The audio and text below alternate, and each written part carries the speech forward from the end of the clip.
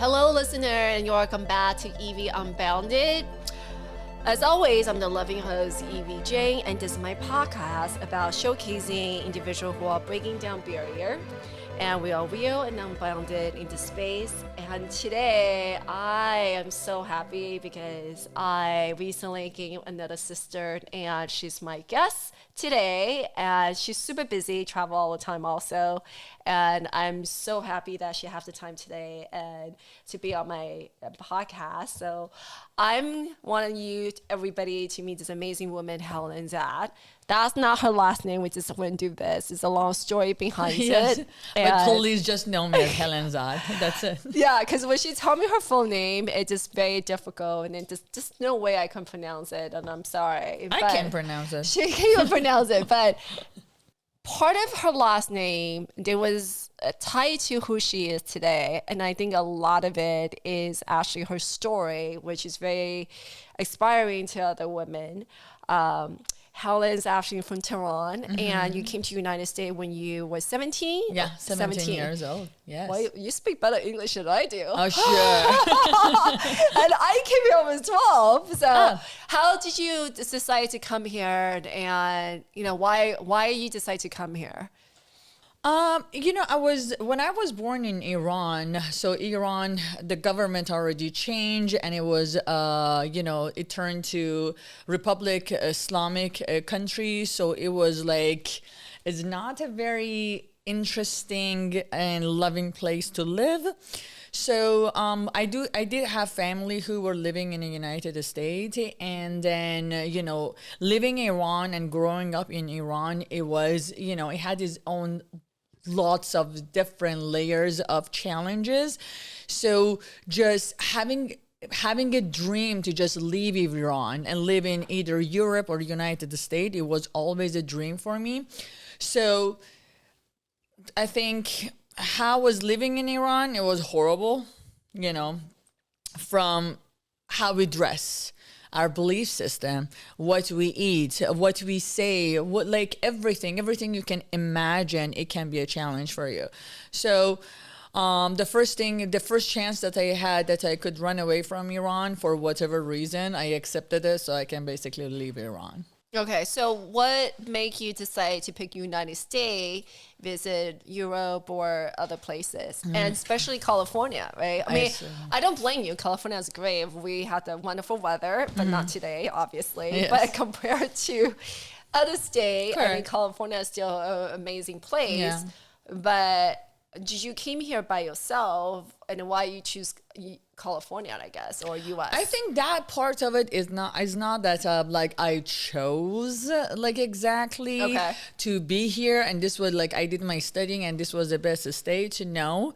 So one of my technique when I was 16, 17 years old was to run away from my parents.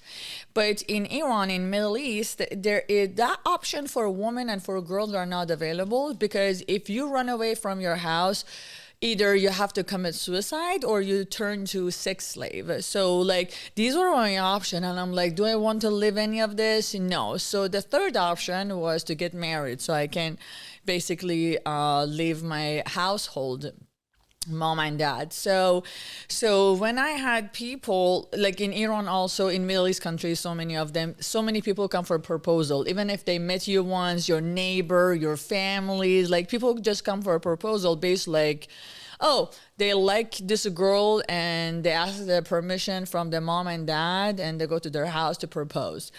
So when I had this guy proposing me, you must have a lot of proposals. I was only 16, 17 years old. Oh my God. Okay. So when you were 16, 17, you all getting all the proposals. Yes. And then, so I chose the one that it was furthest from my parents, which was California. Oh my God. Okay. So you choose them because that was a way for you to leave and come to United States, come to California. Yes. Okay. So when my parents brought the idea of arranged marriage to me and said, oh, this guy is so good, so because you want to be free, and I think this guy can offer you a free life. And then, so I'm like, okay, perfect. This can't be bad. This is exactly what I want. I don't want to live traditionally and in with certain religion in Iran, which is like, of course, Islamic religion. And when I go to California, I'm gonna live freely. So that's why I decided to come here. Although I have families also in Germany, like all my cousins and aunts and uncles, but California or United States, it was way more attractive when it comes to the freedom of idea and me being able to, I don't know, live a different type of lifestyle. So you moved to California by marrying this man that live in California. So did your parents come with you or just all by I came yourself? by myself. I came by myself. I went first to Dubai, stayed there for 2 months. Right there, I was able to get green card. I got him. Wow. Yeah, it was really, really interesting. And then when I came here, already within the first 3-4 months, I received a temporary green card. And then after that, I got, after 2 years or 5 years, I got my, citizenship. Yeah.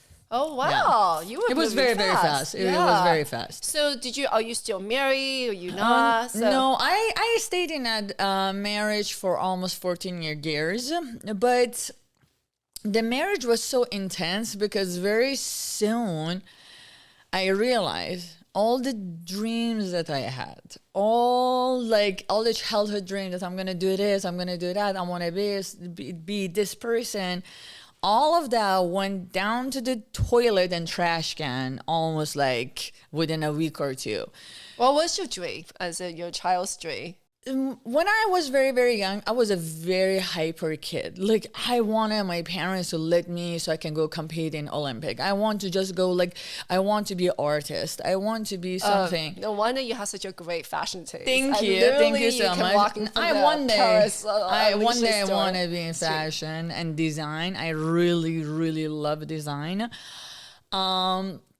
But as a kid, that's what I wanted. Mm-hmm. But of course, they're like, no, you need to study to become a doctor or engineer or attorney. And I was hyper. I couldn't sit and just literally read a book. I'm like, no, first I have to go play. I want to play before anything. Well, you still like that. I'm still like that. I'm still like that. Yes, that is very true. Yeah. Okay.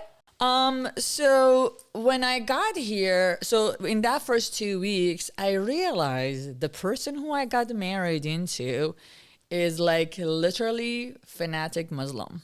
So within the first 2 weeks, I just realized first of all, I'm living with his parents so he doesn't live separately. He lives with his parents. And you were only 17. So I was within 2 months, I turned 18, but I was 17. Yes. Okay.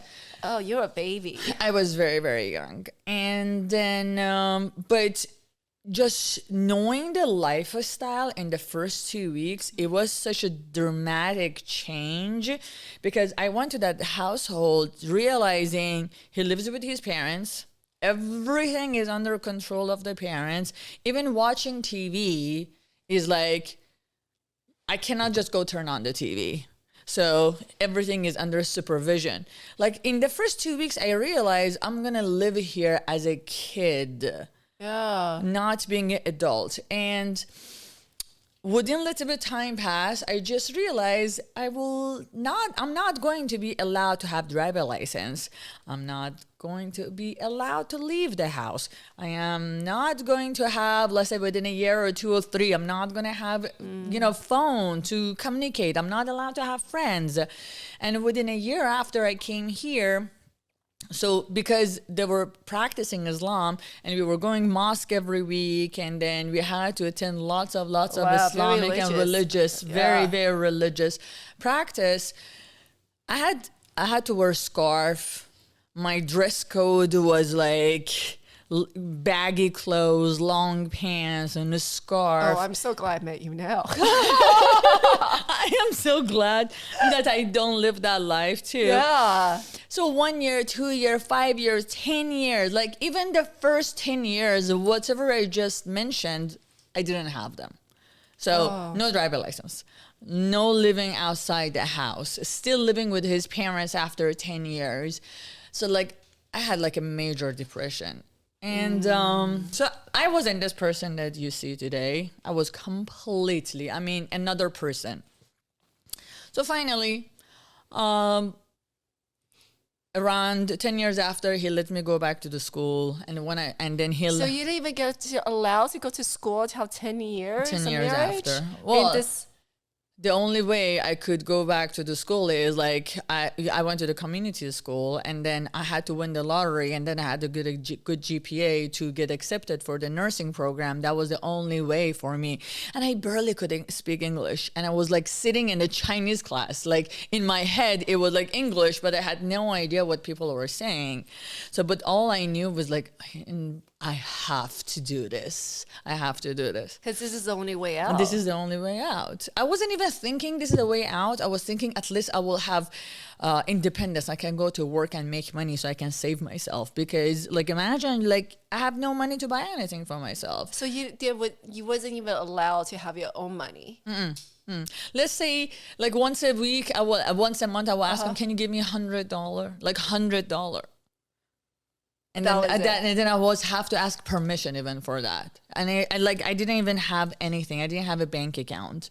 Oh my gosh. So finally at the age of 32, like major depression, I decide to run away. So I'm going to like shorten the story. A couple of months prior to me running away, I was exposed to the movie and the book, The Secret. Oh, I love that book, The Secret. I know, The Secret. Oh, we can have a lot to talk about that. We do.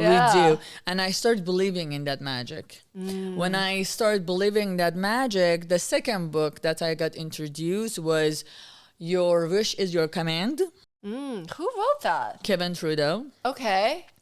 And then after these two books, it gave me enough power to just be able to walk away and allow myself to create another version of myself for myself, basically. But that takes so much courage. The fact that you have no money. And do you know how to drive then? Yeah, back because I started going to the school, I was getting driver license. So all this time, you take that whole 10 years to... Total now 14 years. Yeah, to escape. Well, I don't know if the word escape, but it's to create the life that you actually wanted, right? To get out, to find an exit. You know, I feel like I hit the rock bottom, and the rock bottom was like so deep that I saw myself die, and I buried that person, and I allowed another Helen to come out. So it was like, it was a transformation. It wasn't that person still had enough courage or anything to walk out. She died. Like, and then the person who I let her to survive went to this survival mode. You know, it was like, it went completely different personality, different type of strength, different, like you name it was different belief system. Like, you know, my first 2 to 4 years, I was very, very lost. And then, so lost, alone, scared, full of fear, basically, I'm constantly on a survival mode. And then until I can find myself, revalue my value system, and kind of know like who really I want to be, you know, because like... Do you even have a support system when you go into that? That's what I was going to say. Like, why are you going through that transformation? I'm sure it's very lonely and it's scary, confusing. It was very lonely and scary. The first 12 months, it was so scary that I became anorexic. So let's say, imagine right now, like this so person. Scary. No. Imagine right now I'm like 135. Imagine I'm 105. Like my body can't be 105. I look like a skeleton walking. Every 4 a.m. I will wake up 4 a.m.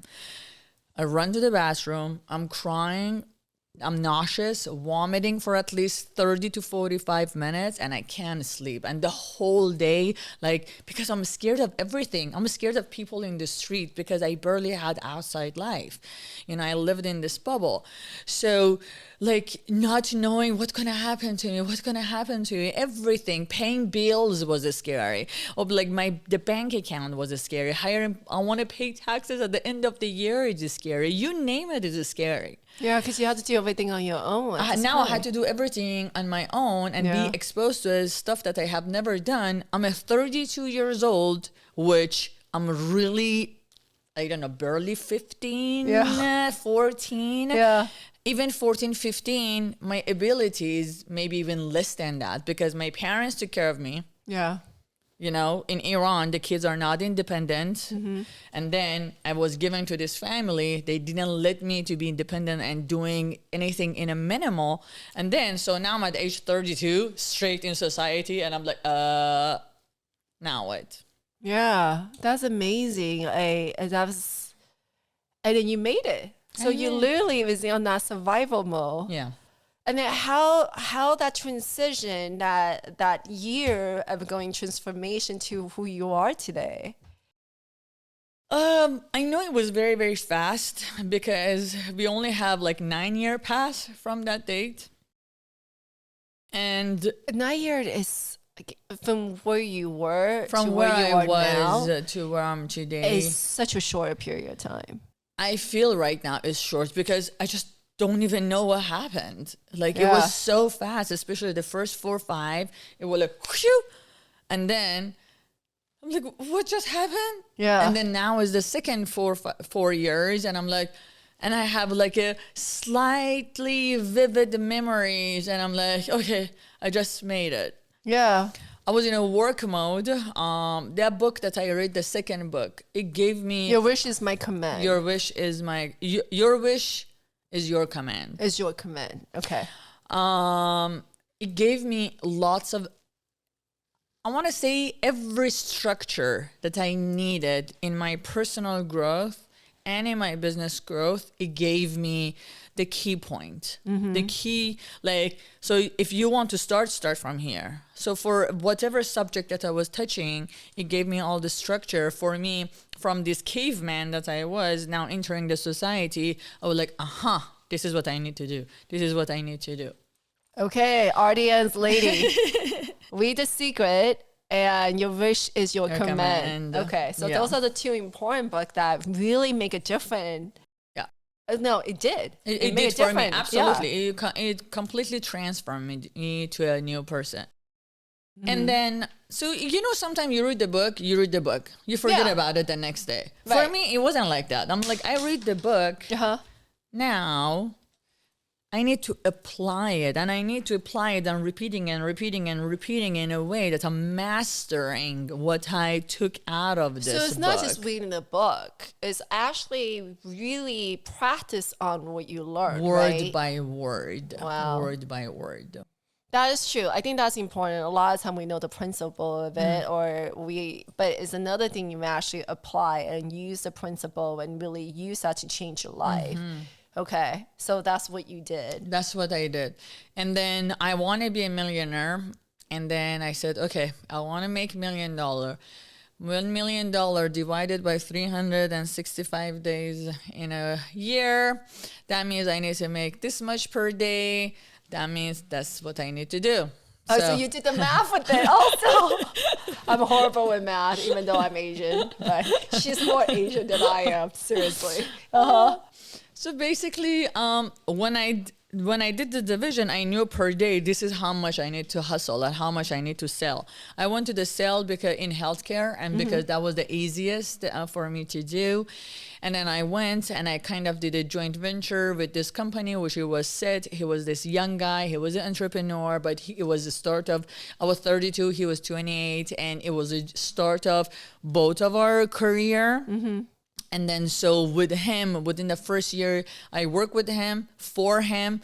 I had the company grow like from making barely anything. I think between $5,000 to $15,000. Now I'm making a couple of $1 million per year, and I purchased the same company that I was doing a sale for within a year. Oh, so you bought him out? I bought him out. Oh, wow. Yeah. He is lucky to meet you. We both were so lucky to meet each other, you know, because we both met each other, and we both gave each other exactly what we needed. Yeah. You know? Oh, wow. Yeah. And so from there, within a year, I had bought another company. A year after that, I bought another company. Every year, I had a project. Yeah. So then I went to multiple different healthcare companies, not the different state, different counties. Different counties, and then I went to the pharmacy, and then I went, let me try a little bit real estate, and now like I just also launched my own podcast. And I'm like, I want to be in a field of entertainment. I love your podcast. I can't wait. The Femme Fatale. Yes. That you also interview a lot of amazing people. Yes. How they start the business, right? Yes. And then their story. Absolutely. Yeah. Like I'm very my main point is to women, because I am coming from a very submissive culture, and that as a woman, it was like the last thing you can, even if you're very, very smart, you can be a very smart, like a doctor, attorney, that you're working at a place. But as an entrepreneur, that's too much for you. Yeah. You know, so like just to stay here, you know, like don't talk too much. Yeah. So my point of view, I want to be toward women, and then I want to give them enough wings so they can fly. So I want them to know that they are basically creator of their own future. They are the one who can choose what they want to be. And just as long as you're good with it, doesn't matter who says what, your parents, I don't know, your kids, or your boyfriend, society, religion, I don't care. As long as you're good with it, just go do what you want. Your parents must be so proud of you right now. So my father passed away, but yeah, it was a challenge to make him see me. Yeah. I want to say this because it's very important. Actually, I had this conversation a couple of times with people. I tried to have that connection, to show my father, like, look what I did, be proud of me. But I was never able to get that from my dad. I was never able to get that validation. And then when he passed away, I realized I don't need that validation. That's beautiful. I realized I need to validate myself. Not that I need my mom and dad validation. How about if they don't validate me, now what? And I think that's a really important point that you point out. I think a lot of time when we strive for something or goal, it's a validation that we wanted from the other to show our self-worth. But when you can take that validation away from the other and then take it within, it's actually much more powerful. So thank you for pointing that out. So I think my personal growth comes from after my dad passed away, and that is 2018. Because I thought your personal growth was when you left the marriage. It was, but not until I figure out with everybody, because at the end of the day, we go core to our childhood, our core of like who we want approval from, who we want validation from, and I always want to be a good kid. And then I realized, no, I don't need to be good for anyone. I need to be good for me. And that happened in 2018 for me. And it was it was a barrier that I broke, and I was like, oh wow, for the first time I started loving myself. For the first time I was the one validating myself. For the first time I said, I want to be the craziest, I want to be the loudest, I want to be the rudest, but guess what, I'm validating, I'm okay with it, and I like it, and I'm fine with it, and no one else needs to be okay with it. So it just took me to different opposite direction. Yeah, no, but that's such a beautiful said, because I think a lot of time, a lot of us, including myself, we always have a goal. And then sometimes you have to wonder, what is that goal for? Yeah. Is it your goal or someone else's goal? Or is it your dream or someone else's dream? So true. Yeah, I totally get it. And it's funny how it took us like all this life journey to realize it. Whole life Right? journey is And like some people never even reached that yet. that is true. Yeah. That is true. I think we should be appreciating, at least we were given a chance to wake up, Yeah. you know, to be awoken, and then to just analyze how to learn to love ourselves.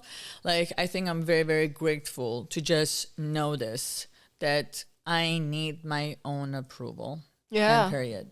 So the fact that, well, you don't need anybody else validation, but you did such a great job over the years. And even the first transformation that you went through, you were saying it's almost like you die and then you had to create a complete different new personality, a new Helen, right? And the second big transformation was realize the validations come within, not from outside. Yes.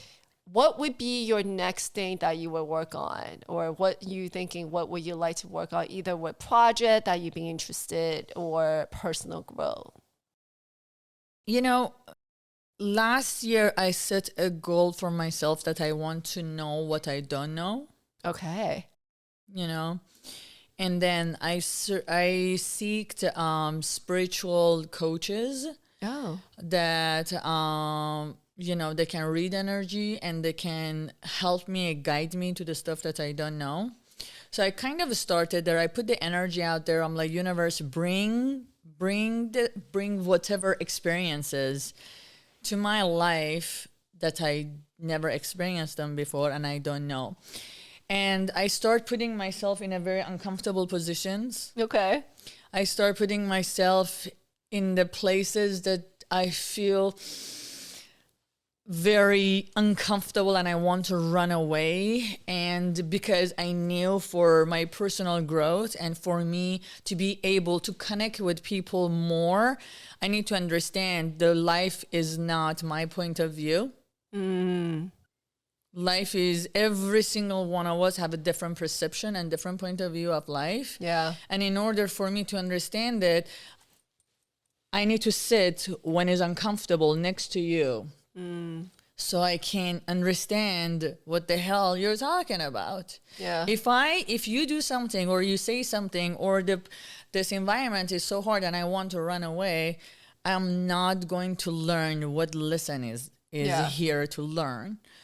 So I kind of welcomed uncomfortable situations in my life so I can grow. Oh, wow. I don't know if I can do that. But again, the uncomfortable situation for me is, which is some pretty superficial, would be me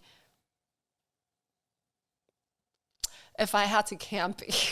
You have to do camping? I had to do camping or I had to share a bathroom with somebody. Sorry, this is true. I don't know. The fact that I had this like... that's not that bad. I'm OCD. And then I think I realized my OCD come with control. It's part of the controlling because I have a hard time letting go. I see. Surrender. Okay. So for me is working on surrender and to trust that the universe will take care of you and that you are loved. So, you know, everything gonna be okay. Okay. So I think because that's something I need to work on. I think I feel like I never have control of things, right? Like, so I become like a control freak because that's what I feel safe.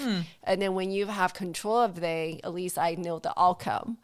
And that lead to OCD. Like I had to like make sure this has to be the way it is, or the stuff has to put back the way it is. It's part of the controlling is in the controlling back to fear of like unknown. Okay. Yeah. But do you like it? Are you comfortable with it, or you want to change it? I think every trait that we have, just two sides, right? Just like this, you need the darkness to show the light, and you need both. So every trait that you see, that you can look at, it's all perspective. So for me, I feel like the control part kind of helped me where I am in career-wise. But at the same time, that might hurt me in the personal part. Correct. And then once you reach a point, it's time to like, okay, you don't need to be a control freak anymore, you know, switch that or let go a little bit, because there's certain things you just don't have control over. True. For example, I have an 8-year-old, and now he's like have his own personality. I can't control him. So pretty much I would tell him like, okay, this is what I think. It's up to you what you want to do. Because back to what we were saying, that I can't control other people's feeling. I can't control other people's life or journey. And you can only control your own. Yeah. So I think that was a lesson for me. So I think it's better for me to learn that as soon as I can, because as my son getting older, definitely he's not going to let me control him. Yes, so I better learn it now, right? You know how they say the first step is acknowledging? Yeah. And the second step is wanting. You need to want to change, because if you don't want, you can't bring the change to your life. How are you going to bring a change to your life? And that's what I find that's very encouraging and very courageous of you, that want to put yourself in the discomfort because you wanted to understand. And for me, I'm working on that. I don't know, because the discomfort for me is the unknown. And then that's my fear of the unknown. Okay, I have another theory. Okay. So the unknown can be 50% good, 50% bad, right? Okay. Correct? Yes. If you don't try it, you're going to be where you are. True. But if you try it, so now you have a chance that if you're where you are, you already know is not good. Is you're already in that 50% that you're uncomfortable. Yeah. Still, like, let's say you want to control it, like you're not exposed to any new possibilities, but at least you try it, you have 50% chance to also make it good. No, and then I totally agree with you. And then I think how you get where you are today from where you were, you would say literally you had to die and then create someone completely new, right? Same thing as unknown. If this is not working, and then you better come up with something that you don't know of, something, because everything you know is not working. Everything that you know is not working. So unless you change, nothing gonna, you still stay where you are, right? Nothing change. I think the top quote that I have ever heard in my life is like, if you want something different in your life, you have to do the things differently. Whatever that is, right? Yeah. Yeah. It's like whatever you do, like you can't get a different outcome with doing the same thing. Right. You can't. Something got to change. Something got to change. Yeah. So instead of saying, no, don't do this, and like, okay, let me this time not say anything. Let me accept. Let me go with the flow. Let me give him another chance. Let me give her another chance. So let me sit and see if I can solve this conflict. So right there, catch yourself when you want to have a reaction. I just catch myself and I'm like, okay, Helen, shut up. No, but it's really true, right? Yeah. Because something got to change. Yeah. Yeah. So what did you thought you're going to be where you are at today when you were 17, 18? 18? Yeah. Did you see this version of you when you were 17, 18? I did not see myself as a businesswoman. But when I was a kid, I used to dream of myself being this extraordinary person when I was a kid.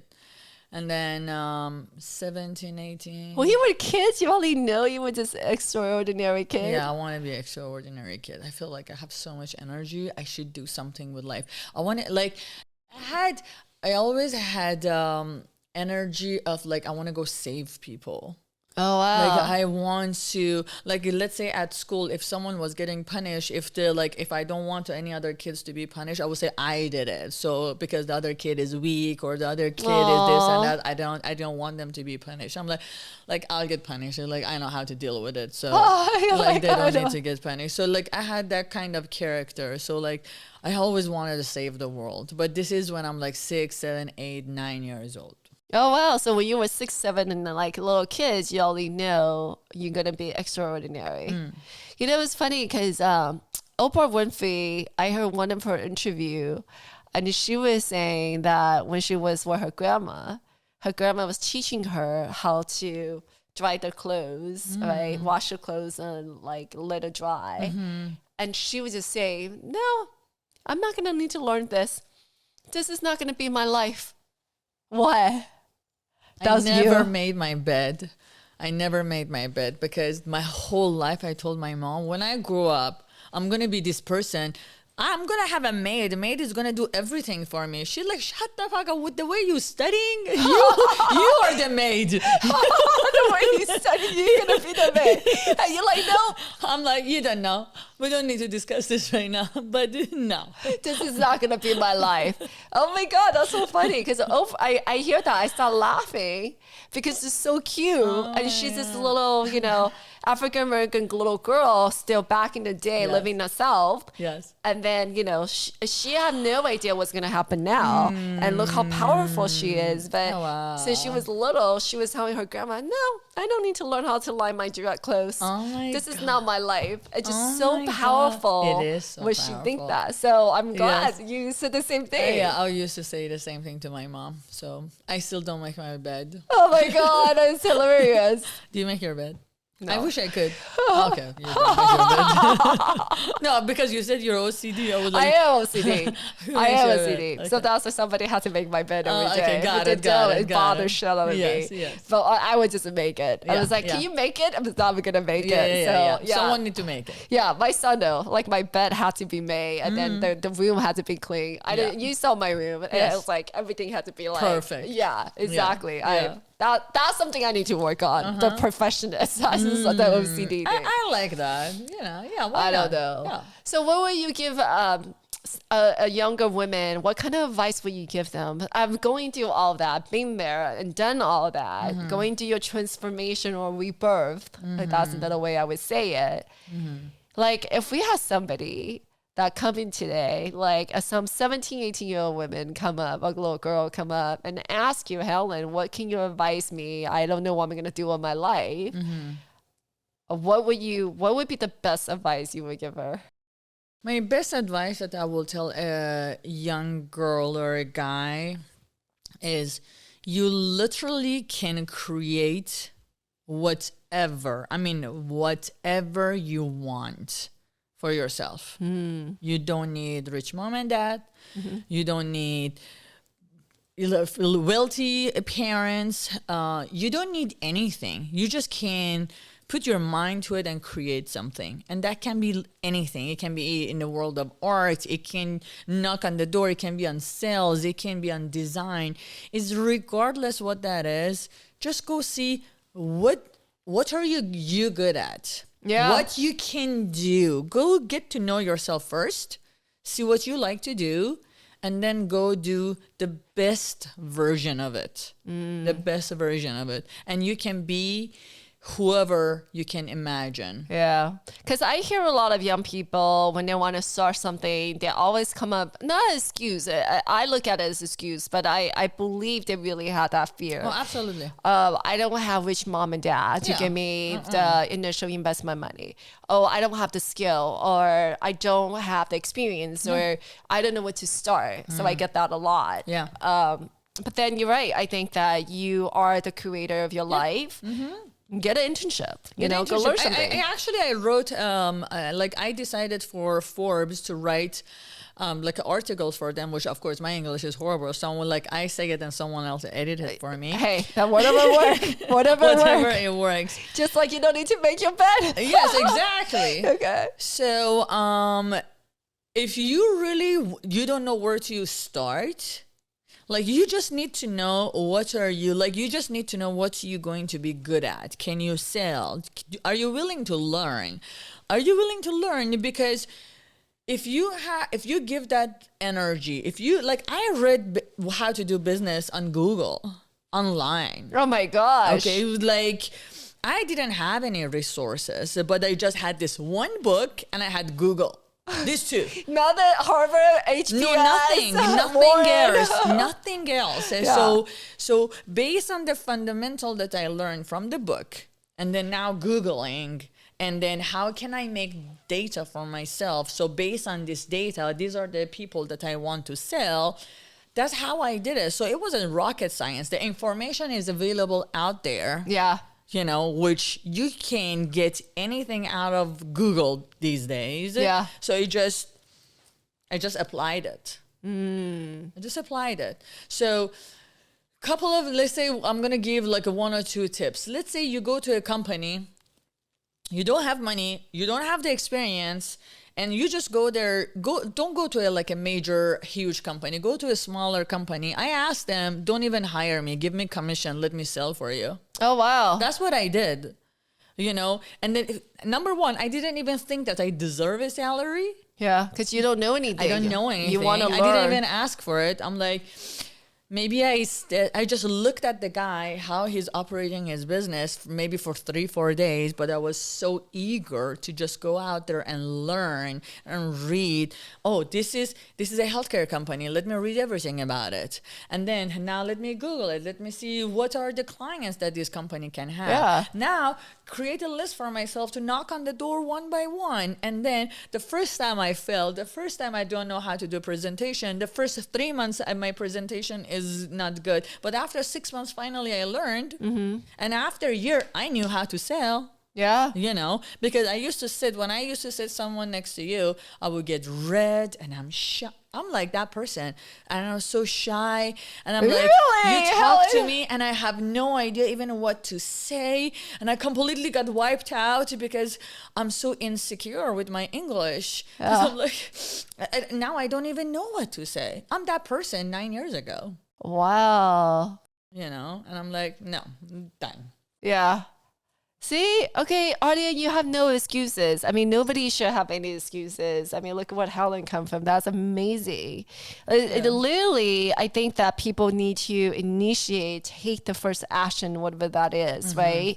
Know what you're good at, and from there to discover what can you do from there to skill or the gift you have. Yes. Everybody have a gift. I really believe that.